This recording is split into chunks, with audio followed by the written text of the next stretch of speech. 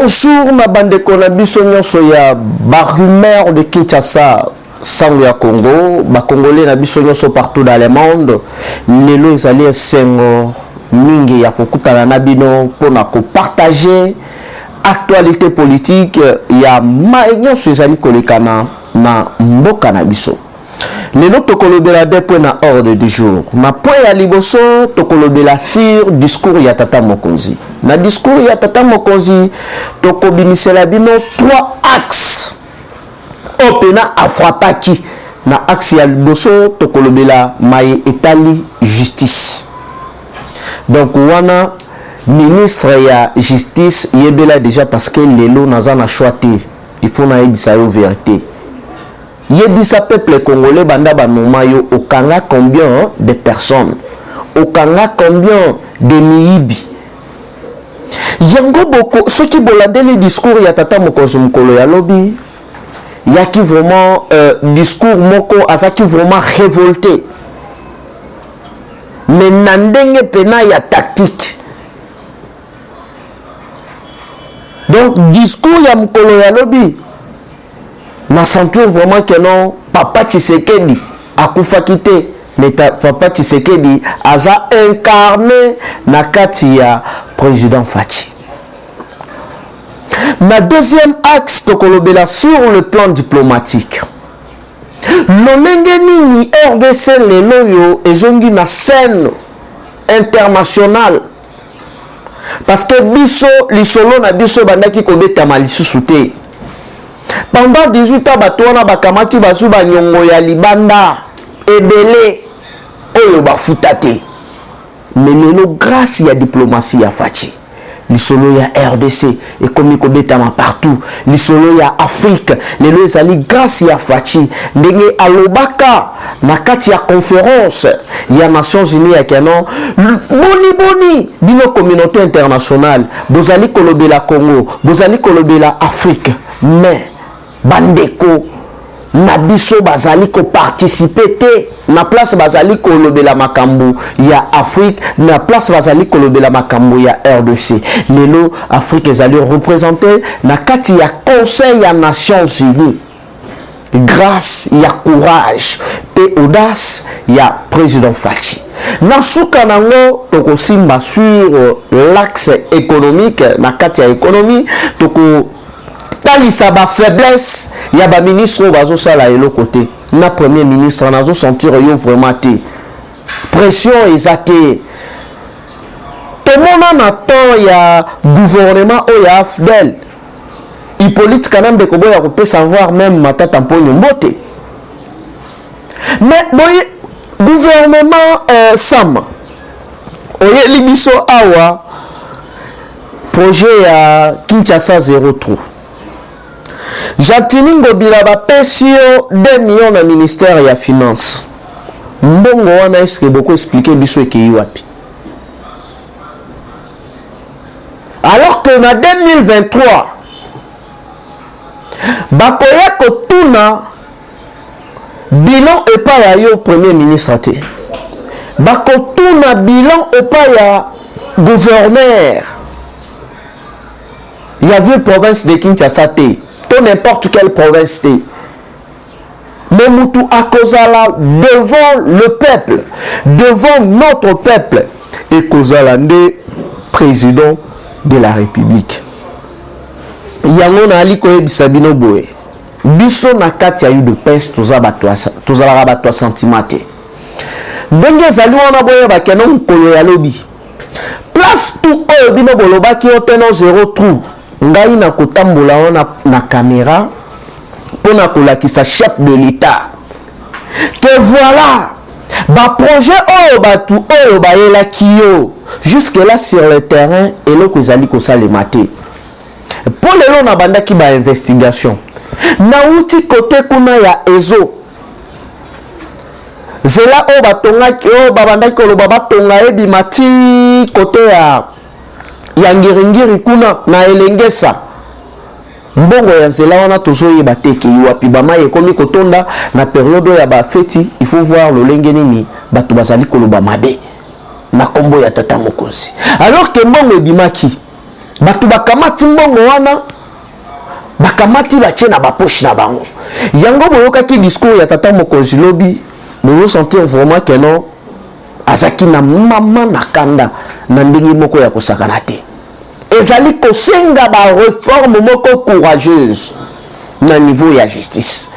Alobeli pe makambu ya justice transitionnelle pona koya ko juger ba criminel nyonso oyo babomaki baviolaki eza pona koyebisa bino que non l'air a sonné. Na deuxième point tokolobela lolenge nini Union européenne na Nations Unies ba prolongeaki sanctions contre Kabila et ses acolytes. Boyebi bien nasuka ya règne ya régime Afdel oyo plusieurs Congolais bazaki na esengo balobi awa vraiment Afdel eye eza po ba libérer biso mais batu wana bayaki nde koboma peuple congolais bayaki nde kopier ba minerai na biso. Yango bomonaki keno vers mandat ya Monsieur Hippolyte Kanambe ezali na quelques approches na ye moko oyo balaki sanctionné par les États-Unis d'Amérique na Union européenne par rapport ya enrichissement illégal parce que batouana bazana ba milliards na ba compte na bango mais budget na biso moko depuis tozokola budget ya RDC banaki ozalaka 4 milliards lelo grâce à Fachi lelo lisolo ya budget comme betama ba 11 ba 10 milliards ezali blabte. Voilà ba sujet oyo tokobeta vraiment masolo mukolo ya lelo. Mes chers frères, tozo banda na point na biso ya liboso par rapport ya ba ton fort ya discours ya tata mokonzi na axe na biso sur le plan juridique. Tout le monde qui est batebele awa oyo bazaki na kati ya recherche ya positionnement politique oyo bazaki na kati ya recherche ya santé politique balingaki badiembela na makambo ya kamere balingaki badiembela na makambo ya bakonga. Mais j'espère que mukolo ya lobi mutu nyonso azwaki vraiment réponse exacte na bamituna na ye parce que chef de l'état azalaki clair ya koloba que non bien sûr que nazali magistrat suprême mais justice ezali indépendante ngai nakokota na makambo ya justice te banzuzi il faut basala musala na bango yango voir même voilà na ba plusieurs points de presse ya tata mokonzi oyo alobaka que non ndenge nazali awa naza na temps ya kofouiner dans le passé te. Tomonaki na ngambo ya FCC babini tomonaki plusieurs voleurs bachadari kobina oteno voilà fatia lobia kofouiner dans le passé. Mais attention, réponse point de presse wana ton point de vue à fatia wana ezaki na deux volets yaki na volet politique na volet juridique. Volet politique, ce n'est pas la personne de Félix Tshisekedi oyo azali censé kokende kofouiner na kati ya le passé parce que ye aza na makambo ebele ya kosala azali président de la République mais mutu oyo azali censé ya kofouiner dans le passé ezali procureur général oyo akosala musala na ye koluka ba infraction papa Kaloubi yebisanga nanu depuis au commis pêcheur yebisa biso dossier oyo yele biso pena boye na batu nyonso oyo bapia bambongo bayiba bambongo na ndenge moko ya kosakana te mais tozali komona oteno pour à se déclarer incompétent ezala wapi l'air yo ozali juridiction ya suka on se déclarait incompétent. Donc Réponse wana, ton point de vue à Fachi alobaki que non, azana temps ya kofune dans le passé te. Fachi aza président de la République. Azana makambu ya kosala. Azana libulu oyo il faut akunda oyo ezali na longueur ya 52 ans. Ezali awate. Mais mutu aza censé ya kosala musala wana ezali justice. Mais sikoyo boye bisanga. Soki balobi awa bokotindela bato ba convocation. Mais ata soki botindelinga convocation, ata soki boye bon enlevenga vraiment vidéo et rosala musala parce que jusque là mais c'est Kaloubi tozali ko sentir yoté sur terrain tozo sentir yoté ministre ya justice Mama Rose yebisa biso donc yonde ozali wana tozo mona ba makambo ya ba order power na bamboka mususu déjà bakobenga batu nyonso o basitaki na kati ya rapport wana mais awa silence radio. Est-ce que le président de la République, deux fois que de Kolobakano, batangaki Jeannette, Puna batangaki Boye, non. Ezali Moussala Nabino Banzouzi. Yango Boyoka qui facha lobi yango très bien. Keno Yambala Oyo, Ezo Senga nini moko courageuse. Ba réforme moko courageuse. Pour que eloko na eloko ezonga na nzela. Tout le monde a magistrat na kati ya mboka oyo, donc magistrat silisina nous 5 ans ya droite mais a prêté déjà serment. Pour nini parce que auti côté moko songolo pakala na mutu oyo azali ko organiser concours. Na mboka na nga eza mboka oyo mutu azali déjà juge mais dans silisi cour ya droite mais ya za déjà on a bandi musala a entre temps ça la soir na ILK azali kotanga na IPC. Babiloko wana il faut ici là. Ba dossier ezali ebele na ndenge moko ya kosakana te. Mais l'air ba magistrat bazali mke. Ils ont senga ba magistrat oyo ba kozala vraiment très bien formé. Ba bengi ba juriste pena ba expert. Ya libanda. Ba yeba organiser compétition. Et ça la pena compétition. Na place ya concours parce que ceux qui te lobby que non basa la concours au moment où mutazo que de kosa la concours mais ayebi déjà que non kombo na eza déjà na liste mais les koya pena que non eza sous concours mais sous forme ya compétition bakamati ba expert ya ba congolais na ba mususu ko solliciter bambo kebele baye awa pona ko sala ko organiser concours ya bansuzi o pena mituna bango ko sala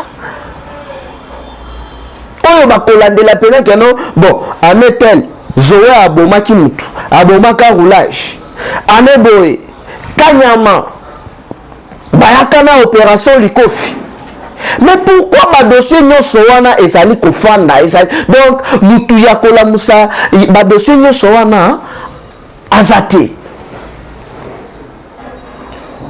yango bomoni que non mukolo ya lobi mwana ya mukwantombolo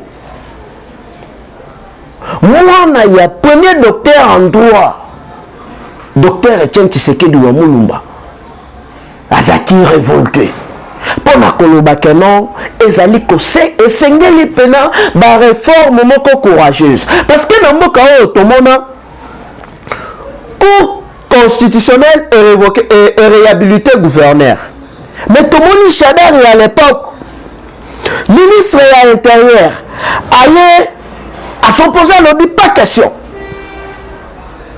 Quand on a un pouvoir, il y a qu'on évoquer gouverneur, il y a qu'on réhabiliter, il y a qu'on salate. Justice wana na ta ya Fachi ezati. Justice il faut être indépendante. Si tu as bino ba magistrat, bino ba juge, bon profiter. Na lolenge nini Fachi alobi azo engagement que non ye moyen akota makambu ya justice ezate et comme pona bino bilanga et comme pona bino copie tele degré matata azali koloba na audace na kati ya Sénat donc azali rassuré quelque part Parce que kuna déjà baba sokoli na bango maboko. Babini baposo Pilate. Balobi biso tozali incompétent. Mais l'air yo zali juridiction ya suka na mboka na biso. On s'est déclaré incompétent. Alors que tata mokonzi rêve na ye ezali état de droit et fanda vraiment. État de droit ezalaka pona ba richete.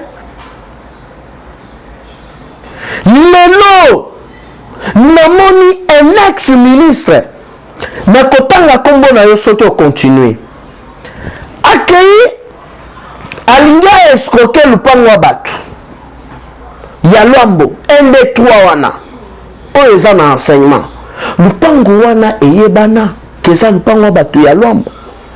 Mais ye aye parce que azalaki ancien ministre abetisi ba mikanda ya lukuta en complicité na réseau wana ya ba juge ya ba mafie babotola lupango wana bakomisa ekoma ya ye.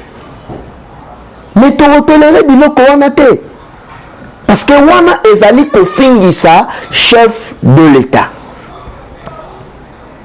Yango to rosenga na tata mokonzi boye kobenga ba éminent professeur congolais ba bengisi ba invité pe ba camarades na bango mususu ya ba différentes nationalités ko sala recrutement ya ba magistrat na ba université nyoso ba magistrat vu que RDC toza pays où ezali na plus de 125 millions d'habitants même nga ta normal toza la ta na plus d'1 million de magistrats na RDC mobimba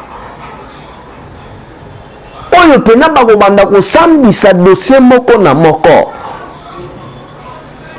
po batu wana bakomi lokoso ana tanga na nga bakombo na binote mais bokomi lokoso parce que bozali ko aider mokonzi te donc tia lobaki keno justice eza indépendante ye moyen kotala makambo ya justice ezali te bino bokomisa ngo neti faiblesse te po na se wana bobanda kosala bamombongo bobanda kotonga badossier eza ebele. Combien de bato baboma bato awa na mboka oyo parce que baki na pouvoir? Combien de bato oyo bazotambola librement na bamakambu ya bakamu na sap mais nani akofungola badossier wana? Yango tata mokonzi asengi nettoyage.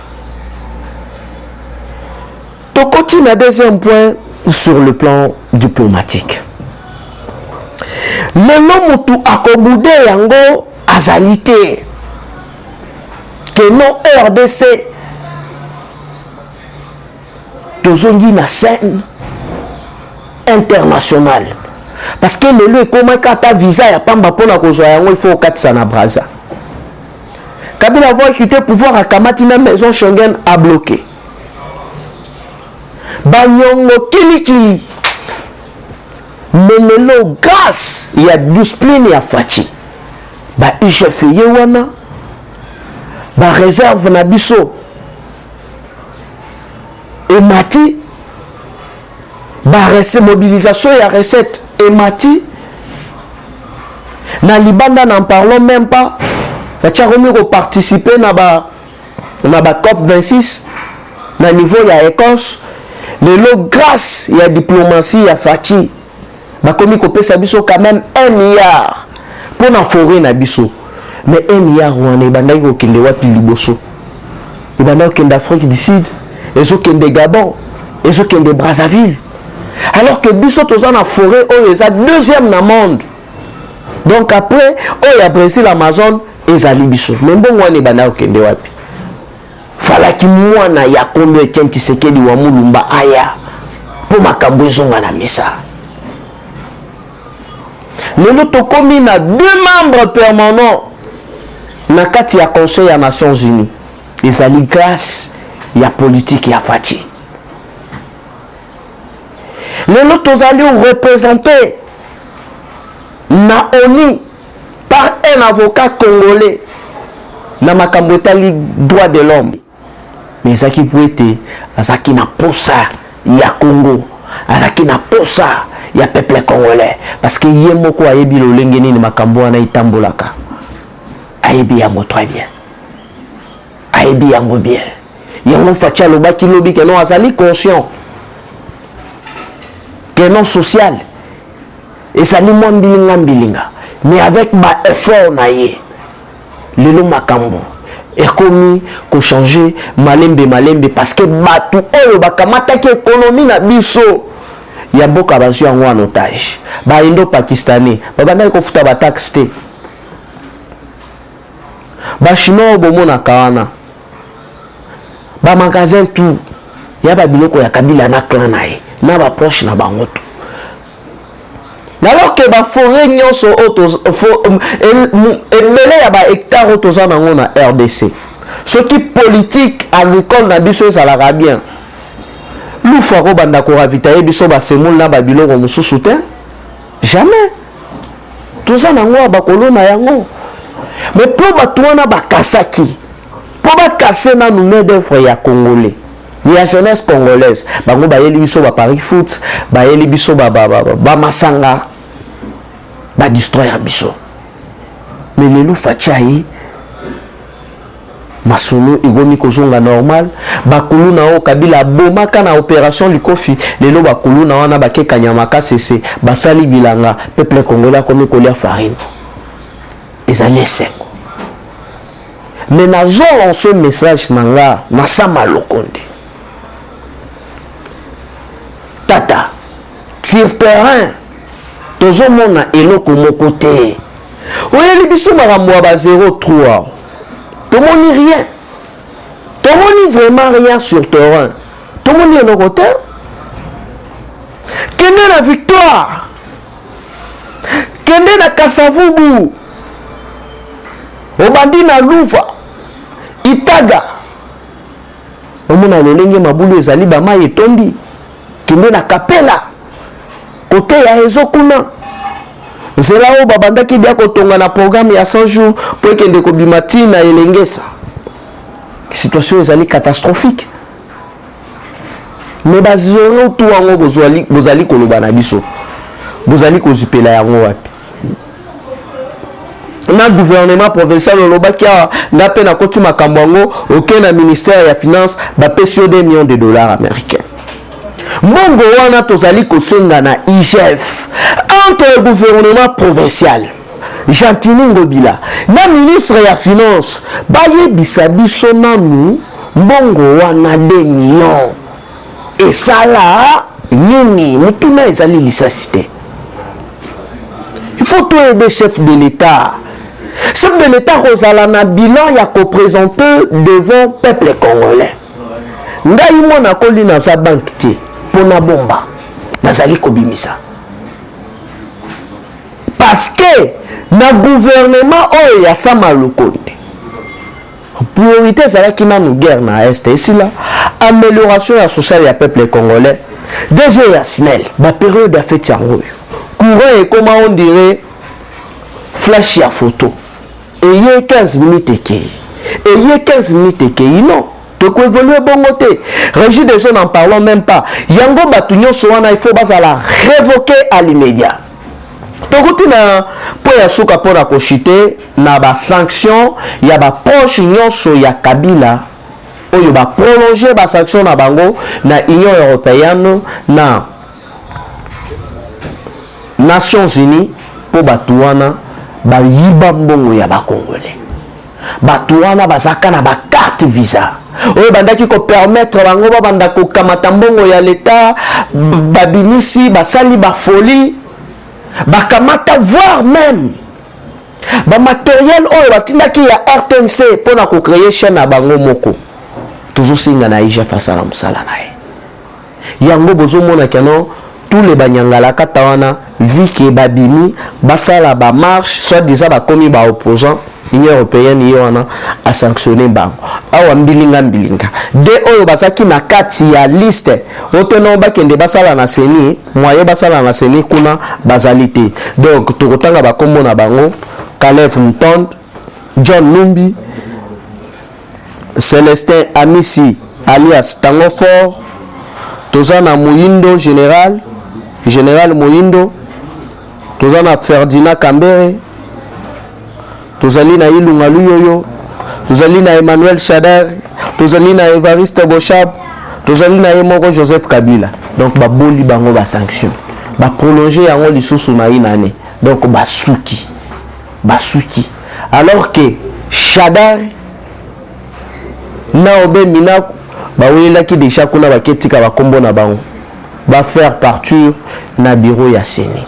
Les apona ko yebisa bino keno à bientôt là ebele ba kolela na ba juge o bazo continuer na ba kambo ba coopération ba magistrat o bazo continuer na système ya la Kabili boye ba keno réseau na bino tout timbe yango déjà et puis biso toza na pona ko banda ko beta bino ba main libre alors to kutana balasima pona ko développer et puis ko yebisa bino ba révélation ebele tozali ko continuer ba investigation na biso gouvernement sama ba ministre bozo sala elo côté bobongama déjà kimuyibi o ezolekana na ministère ya agriculture bobongama déjà toza déjà au courant boye ba kenon cette fois-ci moi na koya na système ya coup sur coup.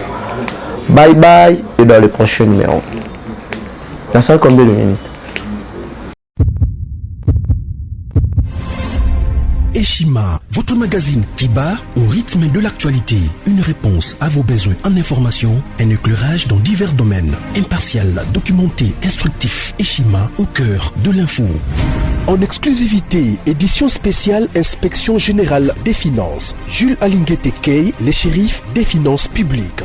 Jamais dans l'histoire de cette institution, 34 ans durant, l'opinion nationale et internationale n'avait autant parlé de l'IGF. En près d'un an et demi, le shérif des finances publiques, avec le concours de ses différentes brigades, a enchaîné des audits et des contrôles des finances et des biens publics, des enquêtes, inspections, vérifications, contre-vérifications et des surveillances de toutes les opérations financières, tant en recettes qu'en dépenses, du pouvoir central, des provinces et des entités territoriales décentralisées, ainsi que des organismes ou entreprises de toute nature.